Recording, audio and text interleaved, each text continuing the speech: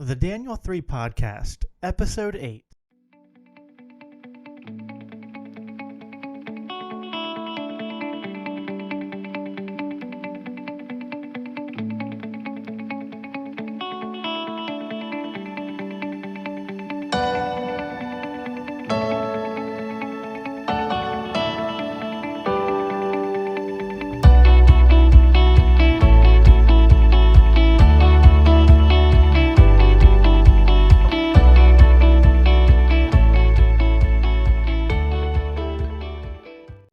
Hey, this is Jacob with the Daniel 3 podcast. Thanks for joining us today. I am excited to have Michael Maharrey on. Mike, how you doing? I'm doing great, Jacob. Thanks for having me on the show. Appreciate it. Cool. Yeah, I'm excited. So Michael does a couple things that I wanted to talk to him about today. He is involved, the communications director, I think, at the 10th Amendment Center. That's correct. Which I really like the stuff that they do. So I wanted to talk about that. And then you also host your own podcast called Godarchy, which how long have you been doing that? A year or two? Yeah, I can't remember exactly when I started. I actually launched the website in I want to say 2017, 2016, but I didn't start doing the podcast until maybe 2 years ago. All the time runs together. Yeah, I hear that. The older you get, the worse it gets too. So what got you into Christian anarchism? Let's start there. What was kind of have you been a Christian your whole life and then you became an anarchist, or what was your journey to the positions that you hold today? Yeah, so that's a long story. I'll give you the abridged version. I've been a Christian. Well, I mean, I was raised in a Christian home, and then kind of had a come to Jesus moment in a very literal sense when I was about 18 years old. I was a senior in high school, and was actually involved in ministry for about 10 years doing music. And then went through. You the guitar in the background. I do, yeah. I still dabble around with it a little bit, but and then I went through. I think I don't know if everybody goes through this, but in my 30s, I had my midlife crisis early, and really had some faith struggles. Walked away for a while. Tried to be an atheist. I was the world's worst atheist. I was trying to be an atheist, but then would end up arguing Christian positions with people. So I guess that goes to show how ingrained things get in your head. But and then I guess things started to kind of come together in I guess around 2005 or so. I started to really just try to put my life back together, try to figure out my faith. At that point, politically, I was your pretty typical, I guess, what would you call it? Christian right. I was a good Rush Limbaugh listener, and pro-life was probably my big issue, and really, really typical Republican, Christian right-wing kind of dude.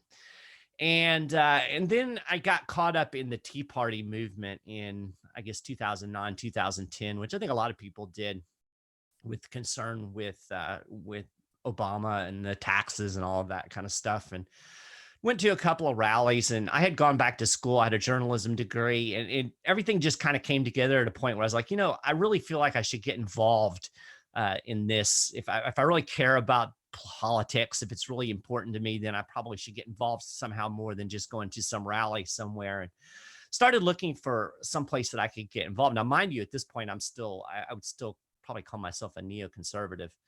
But I had some, I think, instincts which were right on. And one of those instincts was limited government, which, is supposed to be a Republican thing, right?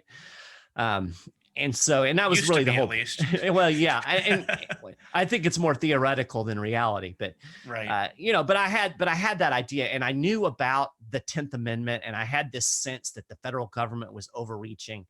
I had some good foundational ideas, I guess, which kind of led me in the right direction. And so as I was looking for a place to get involved, I stumbled on the 10th Amendment Center. And I don't even remember how, to be honest with you. I just came across the website and was reading some of their stuff. I thought, oh, these guys sound pretty cool. Now, I had no idea what they were really all about, right? But I thought, well, this is a good place to get plugged in. They were looking for volunteers. And at that time, we had a kind of a state chapter based model.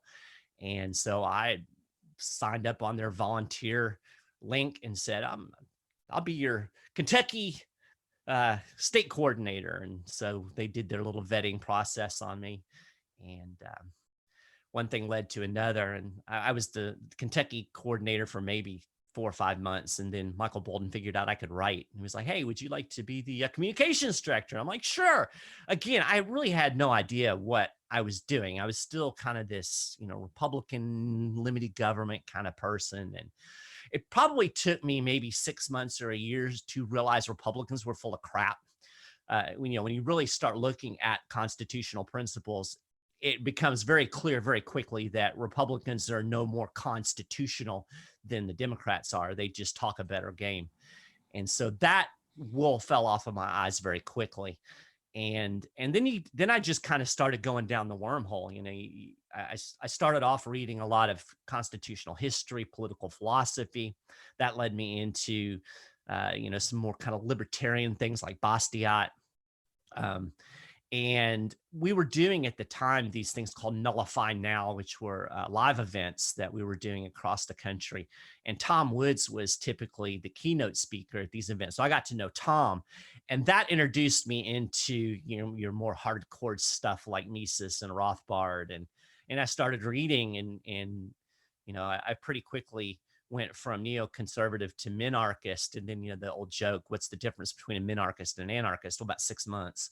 For me, it was probably a couple of years, but it was just kind of a slow burn from there. And as I began reading, you realize more and more the illegitimacy of government, particularly from a philosophical perspective. And at the same time, I'm kind of recovering from the dark place in my spiritual life, and it was just kind of a time where I was really trying to put things together and realizing that I think, like a lot of people, my life was very compartmentalized.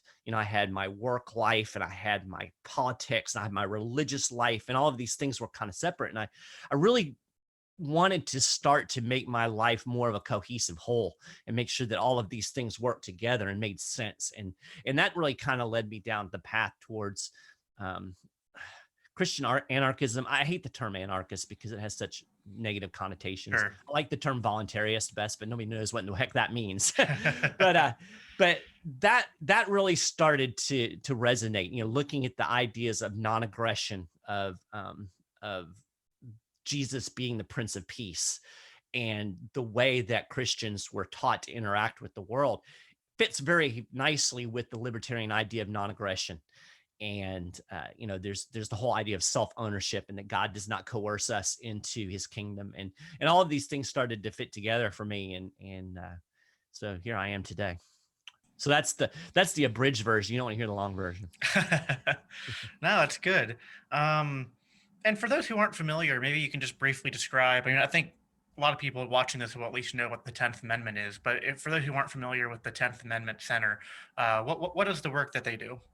Yeah, that's a great question. So let's start with what the 10th Amendment is first, because surprisingly, a lot of people don't even know that. Even a lot of people who are pretty politically savvy don't really know what the 10th Amendment is.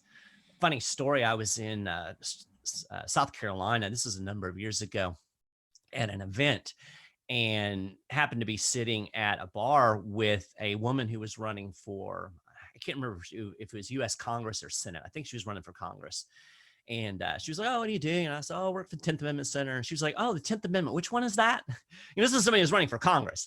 So, that kind of gives you an idea of the constitutional literacy that we have in the country today. But basically, the 10th Amendment is, it's actually what is known as a rule of construction, if you're a legal wonk.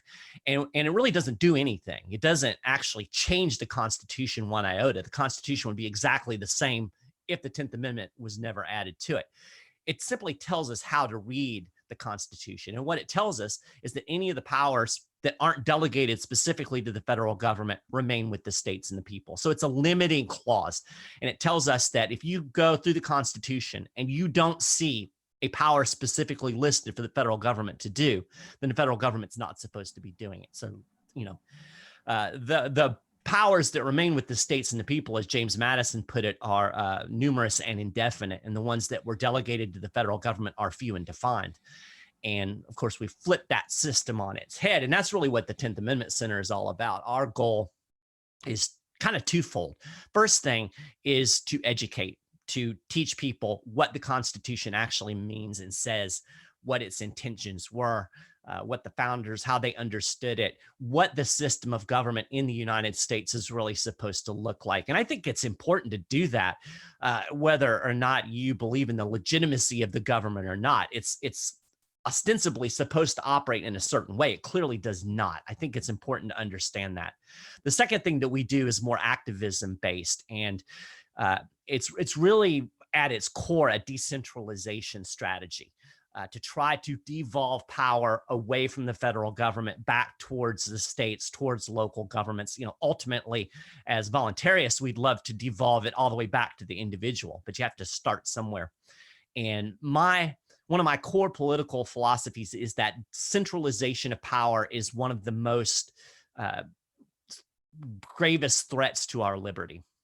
I think decentralization of power is bad. Monopoly government is bad. Government is bad to begin with. Monopoly government makes it worse. The Constitution and the 10th Amendment give us this tool that we can use toward decentralization.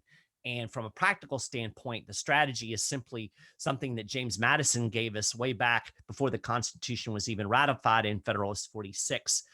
This was an issue. People were told that, hey, this is supposed to be a limited national general government.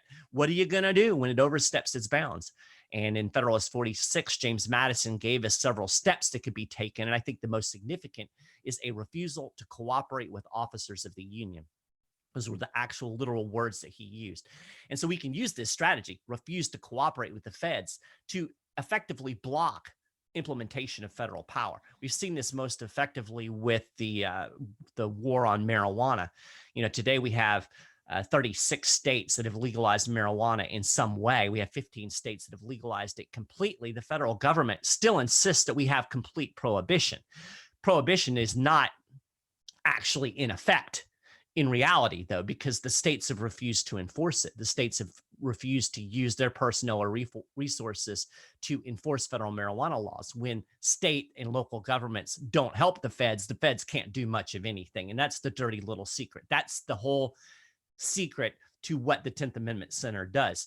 The federal government can't really implement any of its federal laws or federal programs without the assistance of state and local governments. So when you pull that away, as Madison suggested, it makes it difficult for the feds to do what they're trying to do. So it's a decentralization thing. And I think it's an important first step. I get a lot of pushback from anarchists. Oh, the Constitution's stupid. And they want to quote Spooner at me and pretend like, oh, this Maharrey guy must have never heard of Spooner. Yes, I've read Spooner.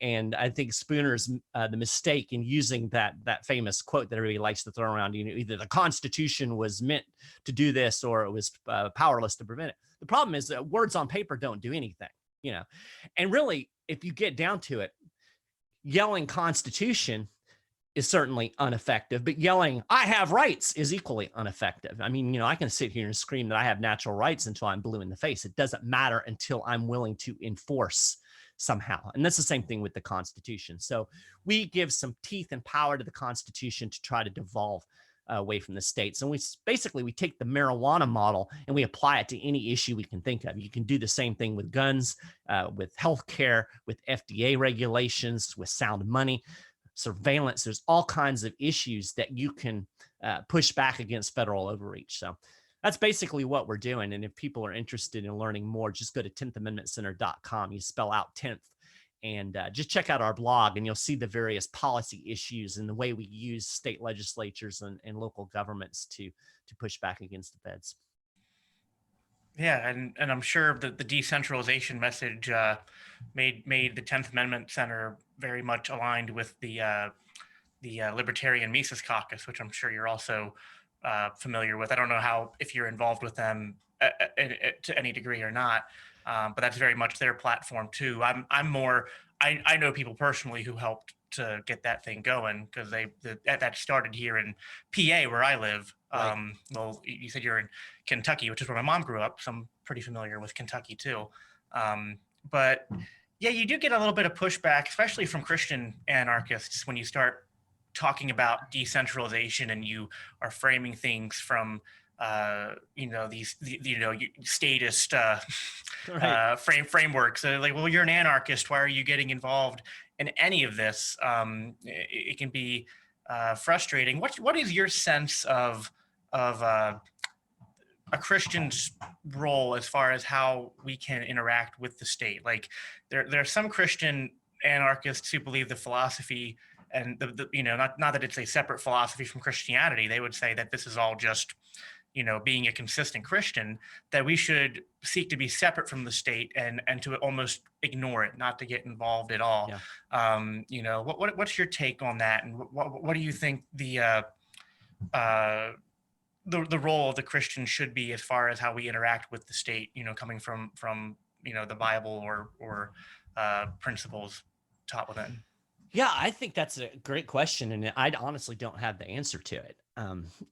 In my mind, I think that each of us as believers have to seek out God, pray, seek out the Holy Spirit, and do what you are led to do. I'm very sympathetic to the argument of just completely withdraw from the state. And I honestly, there are certain, I would never be able to run for office, for instance. I don't get involved in electoral politics at all. My sense is that most politicians are sociopaths to begin with. So I don't want to be one of those. But that's just kind of where I am. And some people would say my involvement goes too far. I've been reading Lipscomb. I don't know if folks are familiar with him, but he makes a very strong case that Christians should not be involved with the state at all. That our nation is the church, and that we should put all of our energy into that type of work. And that when people who are Christians get involved with this state, they're actually taking their time and talent away from their own place where they should be. He makes a really good argument. I look at it from a kind of maybe a more pragmatic standpoint. And I look at the world around me, and I see people that are suffering. And I see in the life of Jesus, one of the things that he did when he was on the earth was he did his best to eliminate people's suffering. He healed, he dealt with their spiritual needs. He dealt with their physical needs. He fed them. I can't sit back and do nothing when we have this monster state that is locking people in cages because of substances that they happen to have, or stealing our wealth, destroying our money. And I think even probably the primary issue for me is war. We have these nation states that are leading us into these wars against each other that are killing millions of people, starving millions of people. I can't sit back and do nothing, and we can't pretend like that's not going on. And so for me, I think anything that we can do to block the power of this state, to lessen the power of this state, is something that I feel that I'm obligated to do. And I'm not going to argue. It's kind of the same thing with voting. You have this same argument: should you vote or not vote? And I personally haven't voted in quite a while, but I'm not going to tell somebody you can't vote or it's a sin. I just can't. The older I've gotten, the less dogmatic I've gotten about a lot of things like that. So, that's probably not a very satisfying answer for a lot of people, because they want. I was thinking about this yesterday, and this is maybe going to go off the rails a little bit, but I think we as human beings, there's something in us, and I don't know if it's part of just the fallenness of humankind or what, but there is something about us that wants to control. We want to be in control of everything. We want to control other people. We want to control our own lives. And I think, you look at the reaction toward the coronavirus, it's very much this idea that if government just does the right things, we can control it. If you just wear a mask, you can control it. If you just do this, it's your fault that the virus is spreading. Because, no, there are some things that are beyond our control.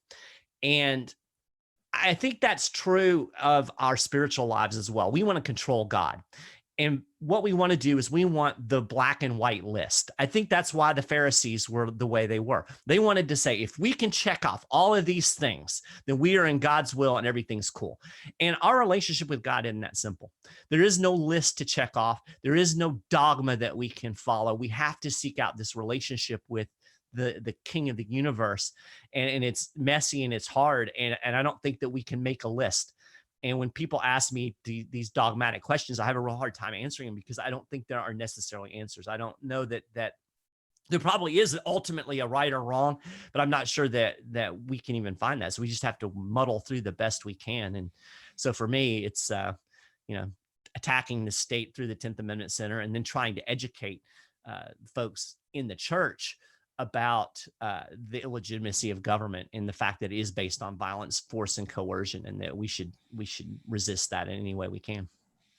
Yeah, no, that's a good answer, and that is honestly my intuitions and where I come from, which is I do have a anti-political like natural response to a lot of these things, but I can't find it in myself to attend meetings with libertarians or see them talking online and hop on and be like, oh, you statists, how dare you go and vote? How dare you try to initiate this? I mean, I might have my opinions on whether or not those are good uses of time, right, and what I will do personally. But as libertarians, we understand the concept of division of labor, and I think that applies to activism as well. That everyone's going to be called differently to do different things. That's even in the Bible. I mean, we all have different giftings. We all have, and sometimes we can get, I think, frustrated because it's like, let's say, like, for example, let's say where I'm at in the body of Christ is like I'm a hand and I go and do things that hands do. But then I see somebody who is a foot and I'm seeing them do things that I don't do. And I'm like, what are you doing? And I'm not realizing, well, they're a foot. They're not going to do the same things that I do. Yeah. God uses us all differently in our own spheres of influence. And as long as no one is initiating force against someone and they're acting based upon what they think they're convicted to do, based on these common principles, then I tend to, wish them well in what they're doing and ally where I can. And if I can't, then, just let them be and focus on what I'm doing. So, but I do think these things are useful, even if they can't accomplish their stated goals. Like maybe the 10th Amendment Center and the LP and the Mises Caucus will do nothing of any substance over the next 5 or 10 years towards combating statism on a political level. But what they can do, what I think that their most important role is being beacons that can attract people in from the normal sphere of statism that people are born in and entrenched in. And when people start to question that, the religion of statism that they're indoctrinated in, well, they look to the things that are most common, but also like closer to where they're at. Mm-hmm. Not a lot of people go from Republican, like I always ask people their journey because I've yet to hear somebody say, well, one day I was a straight line ticket red Republican. And then I read one post on Facebook and I was a Christian anarchist the next day. Like, it never happens. People tend to, when they do start to question their presuppositions, they take baby steps. And, so I am involved somewhat with the LP and with the Mises Caucus, but it's not so much that I'm involved in those because like I'm out there trying to get people elected. I tend to be there to try to talk to people who are in the beginning stages of that journey, who, because that's what happened to me was I questioned my presuppositions. I got involved,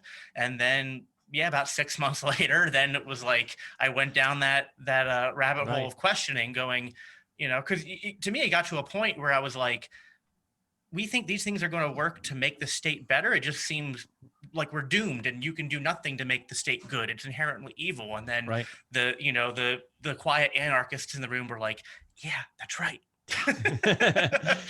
You got it.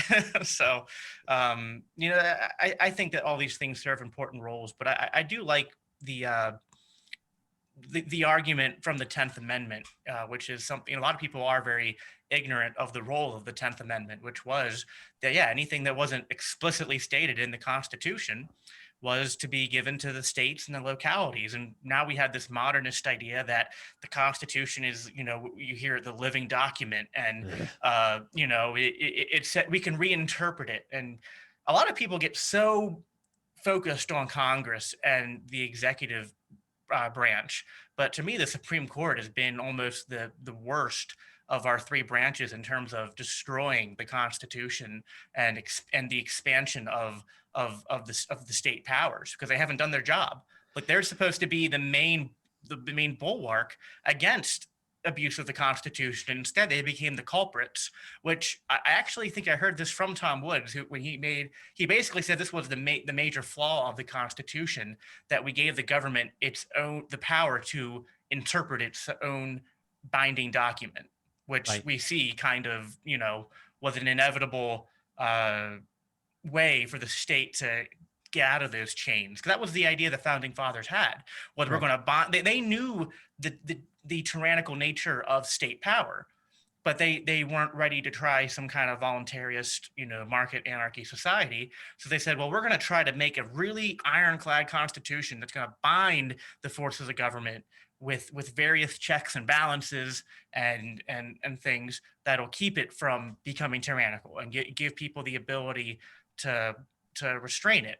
But the other thing that they said was that, at any point, if the government oversteps its bounds, there's a duty of the people to step up and to overthrow that government. And it's funny that that's the founding of this nation. But now, today, when people talk about the state going too far, or the idea that, it's become more popular now, you hear talks of maybe California should secede, or Texas should secede. And people have this knee-jerk reaction that's immoral or ridiculous. And I was like, well, that's what this whole country was founded on. Right. If you don't believe in that, then it's hard to communicate with those people. Especially the ones that claim to be with the left, it's one thing. Like, I've noticed the left, maybe one thing you could say this is a good thing in some aspects. They don't really buy into American exceptionalism that much.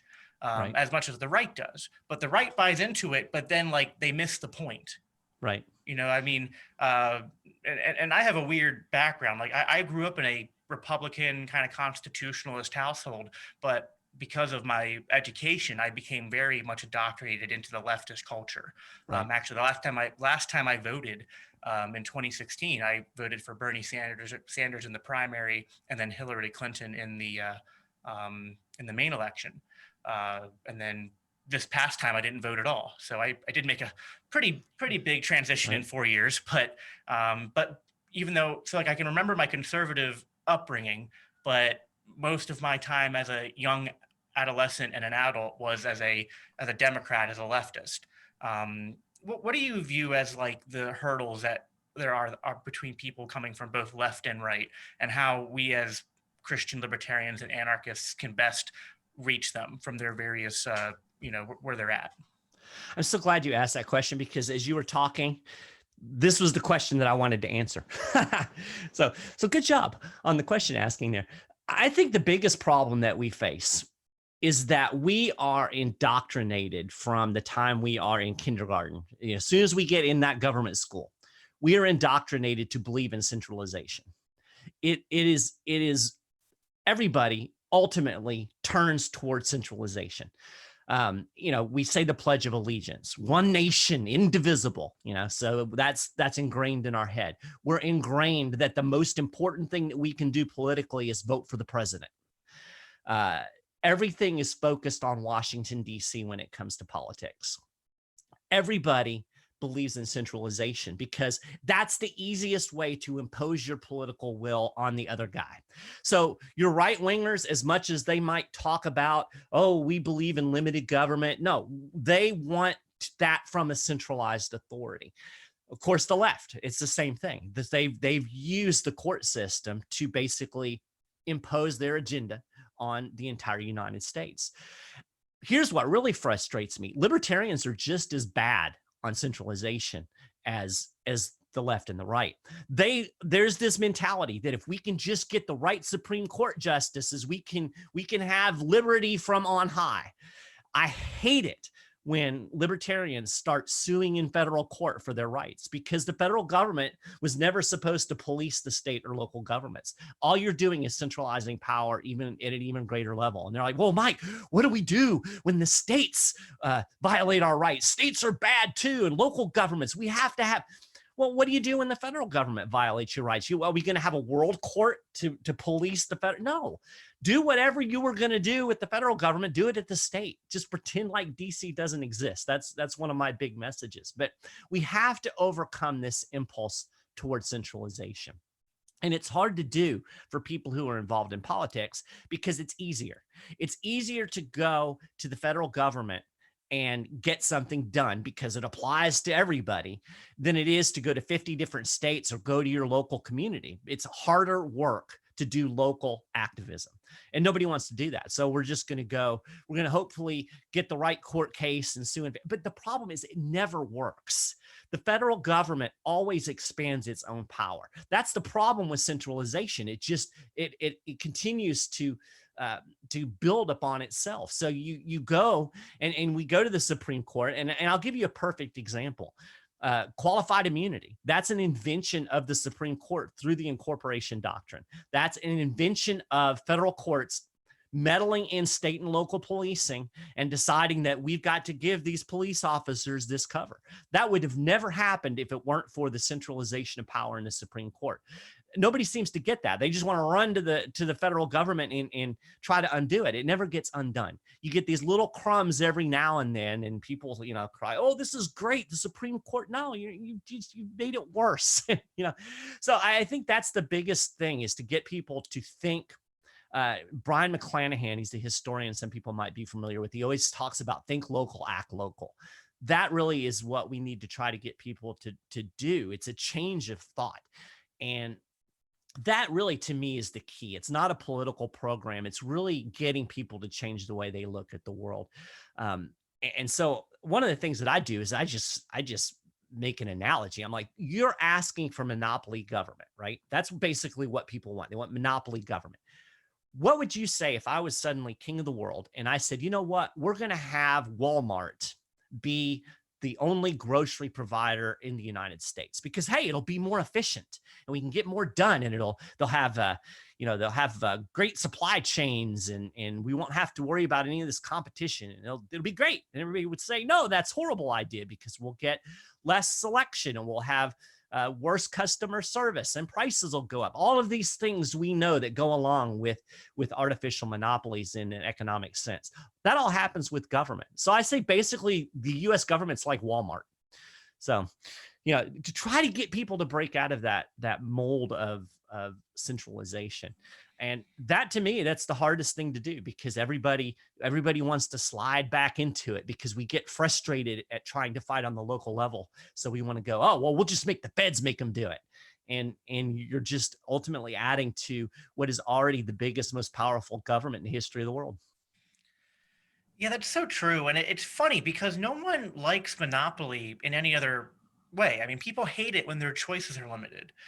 People hate when they want to go to buy something and they can only buy it from one place. I mean, like internet is a big example. You remember back when, what was it called? The net neutrality was the big thing. Everyone was worried about that because they're like, well, if we get rid of net neutrality, they were worried about, the powers of monopolization of the internet providers and stuff, which is already really the status quo it was before. I mean, and like in my area, there is one internet provider worth of salt if you want to do anything on the internet of substance. The rest are like two. Okay, well, you're lucky. Yeah, up here we have one, and the next closest provider, like the lowest, we have Comcast. Their lowest internet package is like 100 megabits per second, and then the second best is like DSL at like 30 megabits per second, which is like you can barely stream a low resolution YouTube video at that rate. That's basically like I can go on social media a little bit, with one device. If you live in a household with multiple people and you guys try using it at the same time, you'll get nothing done. People hate Walmart and big stores because of this, although it's funny that they don't realize, little tangent, but with the lockdowns, they've done nothing but empower those stores to get bigger, and they're destroying small mom and pop shops. I mean, me being, I mean, our shop's doing okay because we've at least allowed to be open because we're an essential business. But Lucky you. lucky us. But at the same time, when everybody's broke, it doesn't really help us that much. And Right. people, I'm in the car repair industry. Unfortunately, even though we thought that we'd be okay because car prices have been skyrocketing, but people are just like, they'd rather go into debt and have a car payment than fix their cars a lot of the time. That's a whole nother ball of wax. That's your central bank keeping interest rates so artificially low that everybody feels like they can borrow money and it's no interest. Yeah, and that's a monopoly over currency. It's like people pretend that they are against monopoly, but they love monopoly. They think it's the best way. And it's like you said, it's because it's simple. And people, I think, want things to be simple. They like the nanny state. They like the idea that there's one person or one entity that decides what's good. But their problem is, it's like, well, when the other side gets a hold of that power, that's bad. So then they get politically involved in it, and it becomes, my team no matter what. Even during the past 2 elections, when you would talk to a lot of Republicans and Democrats about their candidates, it's like, yeah, we don't really like Hillary Clinton, and we don't really like Joe Biden, but he's not Donald Trump. And, right.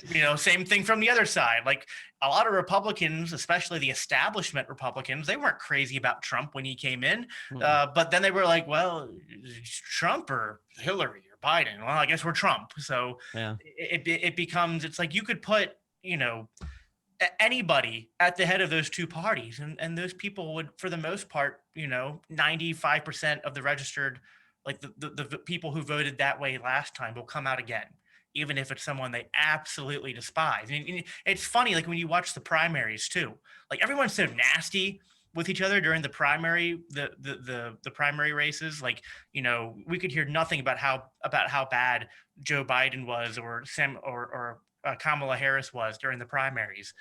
Nobody voted for Kamala Harris. Yeah, I mean, like she got less votes than Tulsi. Right. And now all of a sudden she's going to be the next president. It's like, what?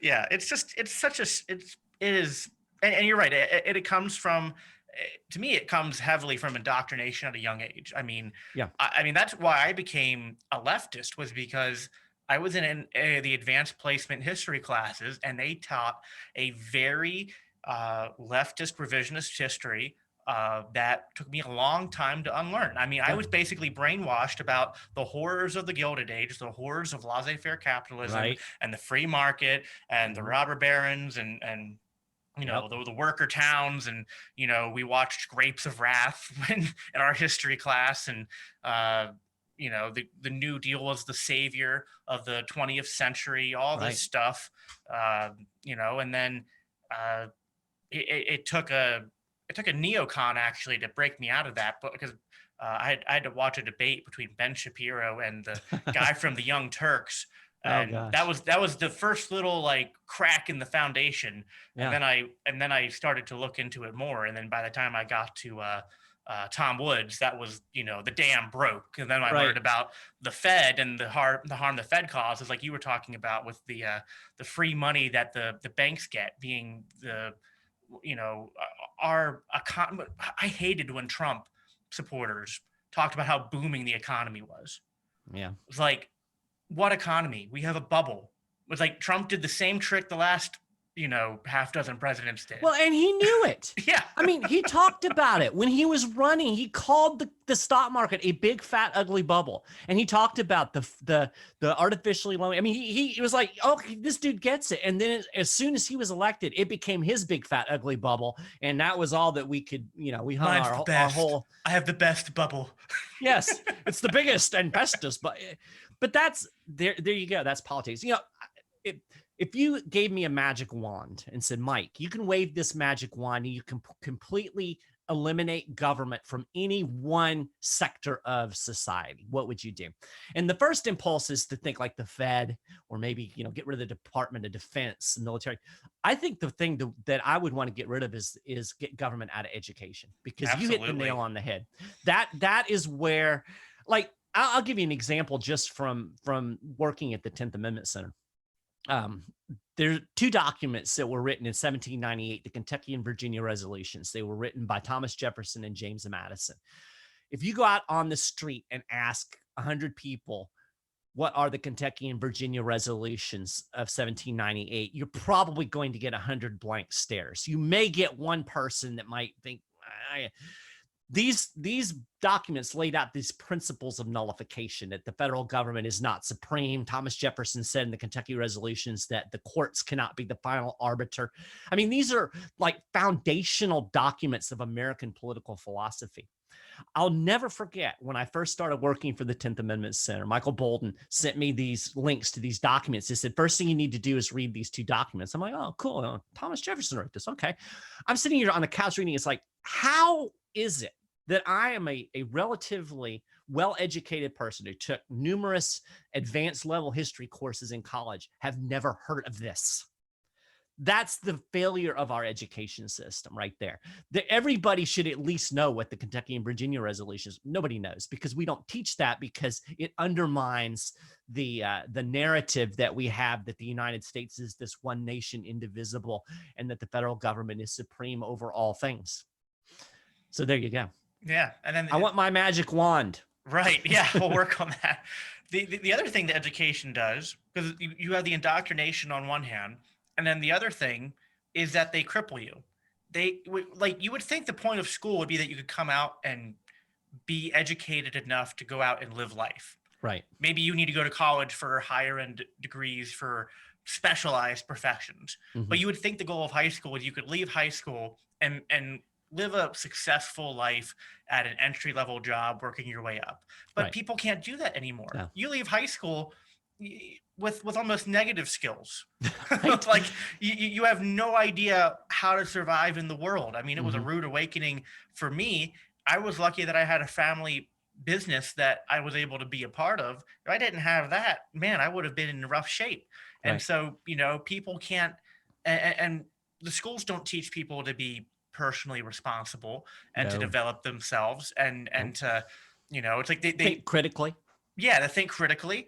They spend all this time talking about, and in the history classes, the failures of capitalism, and then they put you out into society and you can't compete and do anything. And it becomes really enticing for, like, I understand and empathize with my generation of the millennials and stuff that have become enthralled with Bernie Sanders and all that. I mean, I did too. And it's because you think you think that you're getting screwed over by the rich, because you're like, well, look at how much money they have and it's unfair. And right. Like why should they make all this money when I go and work this low end job at Walmart and McDonald's and I get pennies?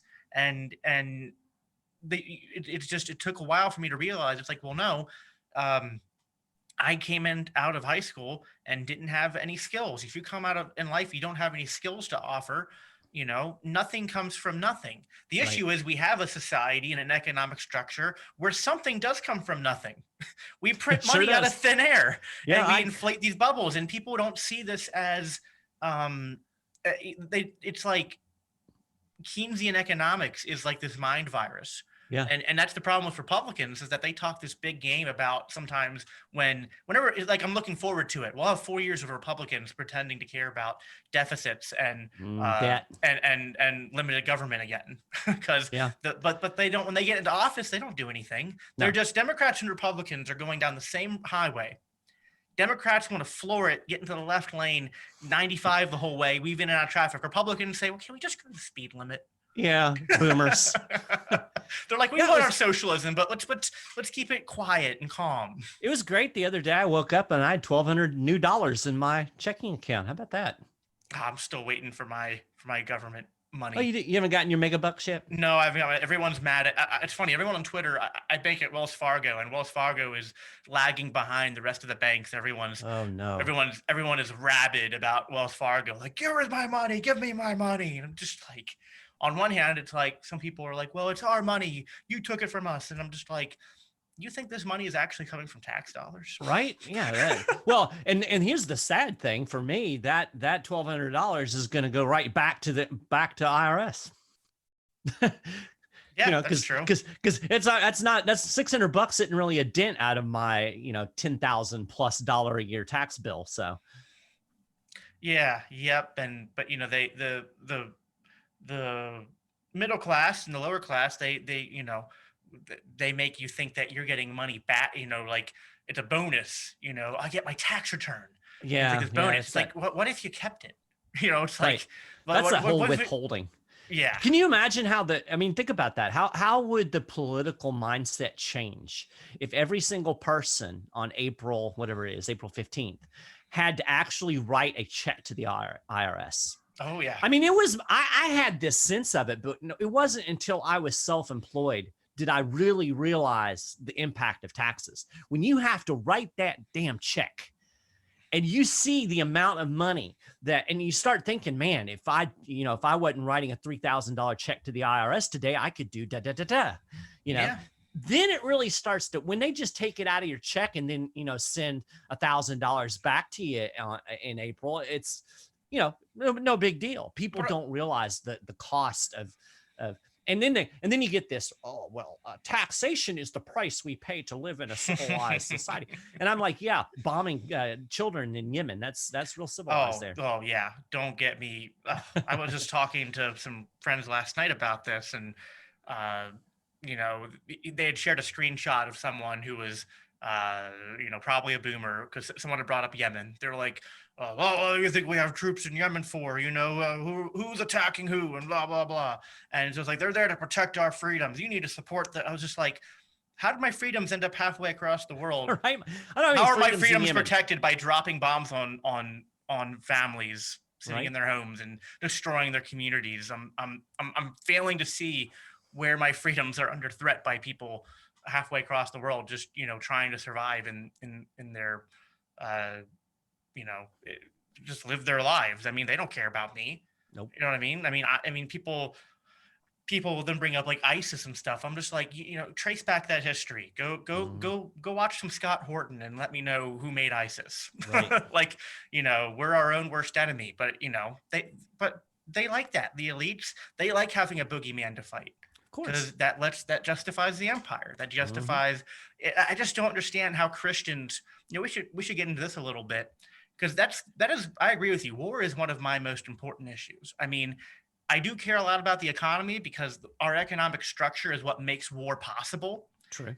Because if we had a gold reserve, we couldn't fight these wars. If we That's had a gold correct. standard, I mean, there's Mhm. no way. I mean, I remember, I forget where I heard this. I think it might have been Tom Woods.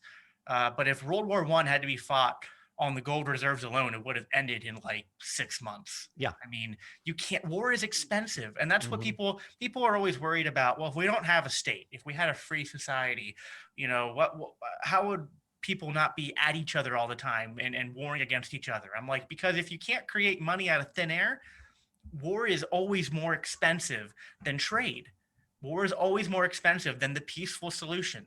Right. And Well, and the other aspect of that too, and is the fact that it is the state that makes us hate the other person that's true and too. makes us willing to kill them. I mean, it's true. If human beings, we get into conflict, and certainly in the absence of a state, in a world of pure anarchy, yeah, I might get in a tiff with my next door neighbor, or we might get in a tiff with the you know excuse me, village down the street. But it would be highly unlikely that me here in North Florida would give two wits what's going on in Yemen. There's no reason for me to hate anybody in Yemen in the absence of a state telling me there's a reason that I have to hate people in Yemen. It's the interest of the states that clash that create the wars. It's not actual human conflict. Human conflict is rather limited and regionalized. We might get in an argument over a property boundary or food or whatever, but it's the state that creates the war. And then, as Randolph Bourne put it, war is the health of the state. So it benefits the state to create those types of animosities because it gets everybody all patriotic and people who normally wouldn't care anything about their government. All of a sudden, oh, we got to support the government because we're at war with these people over here. So the entire thing is really part of the sin structure of the state. And One of my favorite theologians is William Stringfellow. He's was an Anglican theologian, and one of the things that he said or wrote has stuck in my head, and really has solidified my view that all governments are inherently evil. They're all Babylon. There's no Christian nation. You're not going to turn America into a Christian nation. It's not a thing. These nations are all Babylon because the moral authority of the state is death. Everything that the state does ultimately has death behind it. Everything from the wars to a seatbelt law ultimately is done at the threat of gunpoint. And people need to wrap their head around that for a minute, and people will laugh at me. Oh, no, nobody's going to shoot you because you're not wearing a seatbelt. Well, no, not directly, but think about the power that's behind a seatbelt law. If I refuse to wear a seatbelt, I get pulled over. If I not wear the seatbelt, I get fined. If I refuse to pay the fine, then I will have my license revoked. If I drive anyway, then I will get arrested. If I resist arrest, I will be killed. So ultimately, somewhere along that line, there's somebody with a gun. I remember that is true of everything the state does. Yeah, I remember the first 2 times I heard those arguments. They were from statists, but they were at least, statists are more in line with libertarianism than most. It was Jordan Peterson and Ben Shapiro. The first 2 I heard that from, because Peterson, back when he was dealing with, I don't know if you remember, his initial rise to fame was because he refused to use the transgender pronouns in Canada. And he was on an interview, and they were like, well, you're acting like we're trying to commit violence against you. The worst that happens is that you get fined if you break this law. And Peterson says, what if I don't pay the fine? And then and then Shapiro, this maddens me because I like Shapiro, but he's so bad on foreign policy and war. But he did, at least was the first one I ever heard, he compared government laws to guns and said any government law is a gun pointed at your face, compelling you to do something at the end of the day. Because what makes a law something you have to listen to? It has to be forced. It has, it's not suggestion. It's not. Yeah, they're not asking you to do it. At the end of the day, there is some kind of compulsion of force. You said all government is Babylon. I agree with that, but sometimes I like to, because some people get caught up on words, and the way I like to put it is we have to get used to the idea of self-government. The idea that we that comes from self-ownership, that we have to own ourselves, and we have to govern ourselves and be responsible for our own lives, our own safety, our own well-being. We can't socialize that, which is what government, state government really is. It's this idea that, well, I don't want the responsibility of X, Y, and Z to do it myself. I want that to be socialized. And I love that graph or meme that I've seen. I don't know if you've seen it, of voluntarism. And there are these red circles that are dripping with blood, actually. And within these circles, there are different things, and at the top it's healthcare, and the big circle is communism and stuff, and then it goes down to minarchism, and then it's just roads, courts, police, and everything in the red circle is I will act violently upon people to obtain X. And just there's just varying levels of services that people in their varying levels of statism are willing to justify violence to get. But then the anarchist, the voluntarist, I agree with you. Voluntarist it's a nicer word, although it creates confusion sometimes because you have to then explain it. But the anarchist, the voluntarist says all those services, a lot of them are things that are good that we agree we want to have, but what we're not willing to do is initiate violence against someone in order to get it, which that should be normal. It has to me.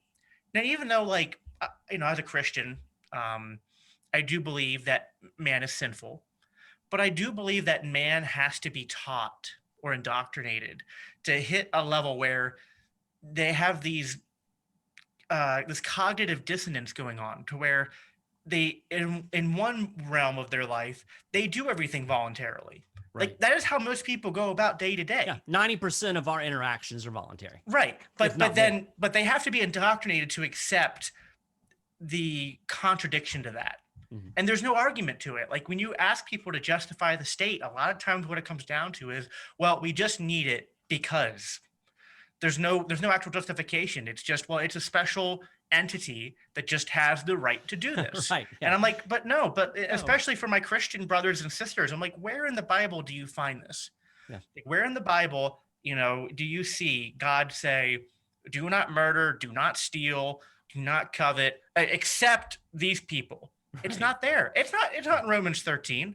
Romans 13 says that the governing authorities are there to what? They're there to punish evil and protect good. Mm-hmm. It does not. Romans 13 doesn't sanction governing authorities to violate God's law. Right. And to me, governing authorities, that's just, I would describe that as a libertarian self-governance, that we should be governing ourselves, that these things should exist in voluntary market relationships that come up naturally. And there's no need to have a monopoly. And the 10th Amendment Center and the stuff you do there, I mean, that is a good entryway for people to start talking to them about, why do you think everything has to be monopolized? And, right. And the foil to that is people think democracy makes it better. Yeah. I want to. You made a really good point, and what I should say is not government is Babylon, but the state or nation states are Babylon. Because I'm not necessarily anti-government in the sense of the word government. We can enter into voluntary situations where there is a government, as long as it's right. Voluntary. I think in many ways the church. A church has some sort of government to it, but I'm not forced to be part of that. I can willfully enter into that society, and I can willfully withdraw myself. And nobody's going to point a gun at me on Sunday morning and force me to put my check in the offering plate. But there is a sense of government. You have a hierarchy, you have authorities, and we willingly submit to authority. So I'm not anti-government in the broad sense of the word. And sometimes I think. I make the mistake, I think a lot of people do, of kind of interchanging government and state. Really what I am is anti-state. And when I said government is Babylon, what I really meant is the state is Babylon. So the United States is Babylon, right. Germany is Babylon, England is Babylon, all of it. And you can trace it back. I mean, you go all the way back to the original government, the original human government, which was the folks that were trying to build the Tower of Babel. And you can trace all of the empires from there, from Babylon to Persia to Greece to Rome to the multiple governments and empires that we have today. So I think I'm glad you made that point, because a lot of times people say, well, you've got to have, and I'm not anti-government. I'm not even anti-hierarchy like you get ANCOMs who are like, oh, we can't have any hierarchy. I think that's kind of dumb, because just we naturally. Anybody who's played on a sports team knows there's hierarchy in the world, but right. But that's a good point. It's funny because to me, the Bible doesn't say that there, like you said, there's no problem with hierarchy or authority or even governance, but we have to recognize what is legitimate versions of those and what is illegitimate versions of those. Right. And to me, the Bible prescribes very well how we can distinguish between what is legitimate and illegitimate. And it right. comes down to the initiation of force. Yeah, if it's, exactly. Now it's one thing to respond to, like although I relate to pacifism, I'm not a pacifist, so to speak. I do believe there are appropriate responses to those who initiate aggression with proportional defensive force to stop them from doing harm. Mm-hmm.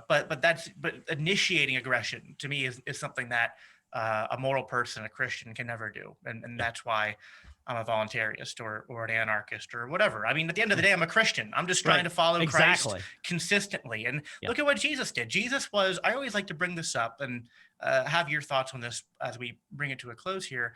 But to me, Jesus is the best reflection of how to live life on earth. And, now people will say he chased people out of the temple with whips and stuff. I'm like, okay, but at the end of the day, you could say he was protecting his property in a sense.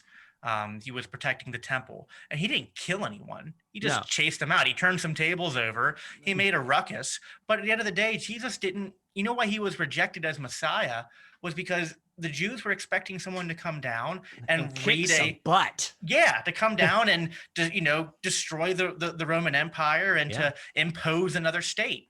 But to me, it's like that the Jews had missed it all the way back to First Samuel, Yes. where God said, you know, if you want a king, if you want a state, you know, First Samuel, God prescribes exactly what the state is going to do to them, and said you're going to cry out for this to be removed from you, you know, in due time. But unfortunately, Samuel's like, yeah, well, they still want a king, God, and God's all right, give him a king.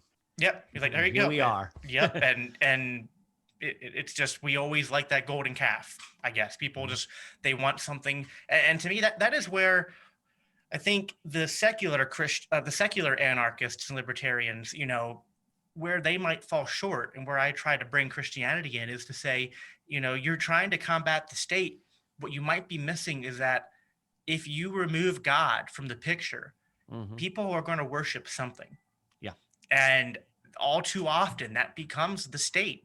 People get attracted to some kind of monopoly power when they remove God as the sovereign from their lives. That's right. And that's why, you know, when people say, well, people get icky with certain phrases in Christianity, like giving God glory and God demands our worship. And I'm like, well, I don't think God is doing this out of a tyrannical sense of like he's egotistical or some kind of maniac, but God designed us. He knows that we worship, and even like guys like Jordan Peterson observe this just in, you know, it's observable in human psychology. He's like, you worship, your religion is whatever you place at the top of your hierarchy. Right. And that's what you're going to live out. And belief is not just, oh, I express X as being true, but belief is what you ultimately live your life by. Right. And if you're not living your life by God, you're going to live it by something else. And that often devolves into statism. And I think that's what the Bible shows us clearly. Yeah, absolutely. And that's the, you know, I mentioned Lipscomb. That was exactly his premise, that basically we were designed to be ruled and governed by God. And all of our attempts at worldly government, at nations, at empire, is really an attempt to replace God. That's what they were doing with the Tower of Babel. It's like, we're going to be like God. We're going to build this tower to heaven, and we're going to be in full control. And that's the history of humankind all the way through. And you're absolutely right. If we continue on that path, we're going to continue creating these idolatrous systems that are always going to be based on violence, force, and coercion, and are always going to be harmful to millions and millions of people. I guess it's beneficial if you manage to grab those handles of power up to a point. But, you know, it's interesting. All empires fall. And you can see that repeated. That's the whole story of the Old Testament. You see these kings come to power, and God uses those kings. You know, he used the king of Babylon to punish the Israelites. And yet, when his time was finished, then here come the Persians, and they destroy that Babylonian empire. And then then the Greeks come along, and so if, you know, it's exactly what Jesus told Peter: if you live by the sword, you're going to die by the sword. If you buy into this worldly system will at some point destroy you, because we know the end of the story is that ultimately Jesus is going to be fully on the throne. And all of these human-made systems are going to be destroyed forever. So, and it comes down to, like, the other thing you said that I wanted to bring back up was, you know, we and this might be partly because of the indoctrination, but our culture, we want to have power over people. We want to force our ideas, our perspectives on them. You know, I was in a conversation with a you know, opposite of me, like a very left-leaning libertarian anarchist, you know, not Christian. Right. And you know, I've always described myself as kind of like socially conservative. Well, he hated that. He automatically assumed I was like a Republican, even though I was on like an anarchist page. Right. And the reason was because he said, well, social conservatives want to use the government to impose all these Christian social values. I said, well, no. I think that's not what conservatism is. He said, well, that's what the majority is. And I went, okay, well, maybe. I was like, then unfortunately I can understand where his confusion came from. Sure. And I had to kind of give him a little bit of, you know, understanding there. Like, conservatism or whatever is just like every other worldview, where we've become, you know, liquored up by the state. And people want to, conservatism, you would think logically would lead to wanting a small state and to not force power on people. But unfortunately, I do too often see the opposite. Even, like I'm come from more of a reformed circles, and a lot of reformed Christians are, I wouldn't say like most of them, but there are many of them who are almost theocratic, and like they want to they want to get a Christian state back. And I'm like, I just don't see that. I don't see that in the Bible. I don't see that in Jesus. Jesus said in I think it was Mark 10, like, don't be like the Gentiles who are seeking to rule over one another. But, don't, and the word he used was archist. He said, don't be like the Gentiles who are seeking to be archists over one another. Right. That's not how it should be among you. And Christians, we should be leading by example in this world to not worship the state and to not live as the statists and trying to impose our beliefs on other people. Like you said, God doesn't coerce us. Yep. God does want us to submit to him, but it's just obvious that God doesn't coerce us to him. We have to make that choice to follow him. And, that might come after, whatever, there's different systems of theology out there, but it always comes after the choice to repent. And repent isn't, I was talking to someone a couple episodes ago about this. The original meaning of repent was to not just change your action, but to change your mind. Right. To renew your mind and your thinking, and to change the way you think. And that's what we need in the church. I think the church, needs to get its house in order. We need to repent, and we need to stop having this mixture of going after the power of the state. Right. That's not what our calling is. The we were sword to be is servants, not. The sword is a powerful temptation, man.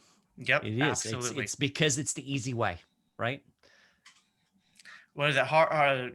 The correct path is not easy. That's what Jesus told us. He said the way is narrow. Yeah. So cool. Well, hey man, I appreciate you doing this. I think this was a good conversation. Hopefully people get something out of it. They can find you on your website, which is Godarchy.com. How they can find you? No, I'll give you 3 websites. Okay. First website, 10thamendmentcenter.com. Talked about that already. TENTH. If you're interested in getting involved in some practical things that we can do, that basically I like to call it the Rosa Parks method of politics. Just say no. I'm not giving up my seat on the bus because it's not right. Well, we're not going to do what the federal government tells us to do because it's wrong. You can check out what we're doing over there, and there's all kinds of ways to get involved. I have my own website, michaelmaharrey.com. So it's just my name, MichaelMaharrey.com. And I write there. I have old podcast episodes from a podcast I used to do. You can also find information about my book, Constitution Owner's Manual, if you're interested in learning more about the original meaning of the Constitution. So that's there. And then more relevant to the discussions that we've had, godarchy.org. So that's cool. Where all my Christian voluntaryism stuff is. I have a podcast over there. And then I know you're on, I listen to you on Podbean. Are you anywhere else as well, like YouTube or iTunes or anything? Let's see. I am on Stitcher, Google Play, iTunes, and I have a YouTube channel, and I've been really, really bad about not putting the episodes on YouTube. And that's one of the things I was thinking I need to do this year. YouTube makes it really difficult sometimes.